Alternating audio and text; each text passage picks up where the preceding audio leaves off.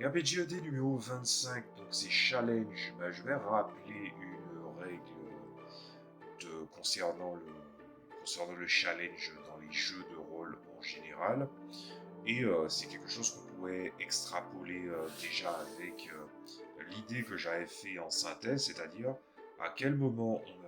si vous êtes joueur de jeu de rôle bien affirmé, vous considérez vraiment que le jeu de rôle est un jeu symétrique. Le jeu de rôle n'est pas un jeu symétrique par défaut, c'est un jeu asymétrique. Ça, c'est à destination des personnes qui viennent se plaindre de, par exemple, à quel point les meneurs de jeu soi-disant pourraient rater les challenges, ou encore des meneurs de jeu très critiques qui commencent à dire que certaines fois,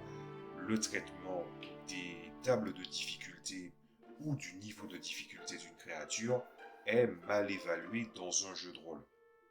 Le jeu de rôle est un jeu asymétrique, et asymétrique veut dire aussi que, par exemple, vous allez peut-être vous retrouver dans une situation, vous joueurs, où vous allez tomber sur des créatures plus fortes que vous. Et à ce moment-là, je pense qu'il y a un moment où une règle doit intervenir, c'est que même dans le jeu de rôle action-aventure, il y a cette espèce de logique du no retreat, no surrender, où en fait les gens considèrent qu'ils doivent gagner systématiquement. Et il faut aussi savoir que les choses ne sont pas censées tourner à votre avantage.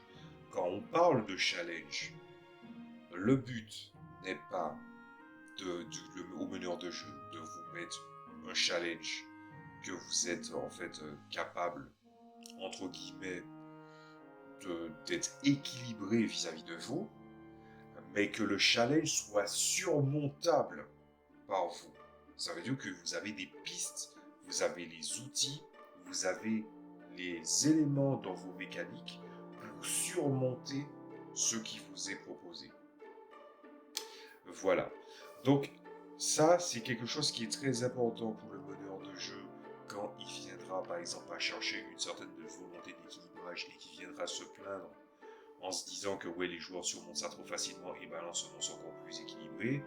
ou les joueurs qui viendront dire que oui, non, mais les choses sont très très difficiles, alors que parfois, on va pas se mentir, par manque de communication aussi,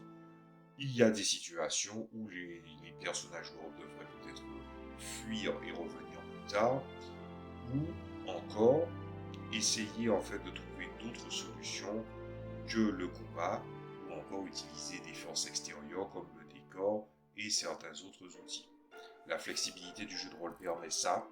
il est bon de se rappeler de ça, autant débutant que gens confirmés.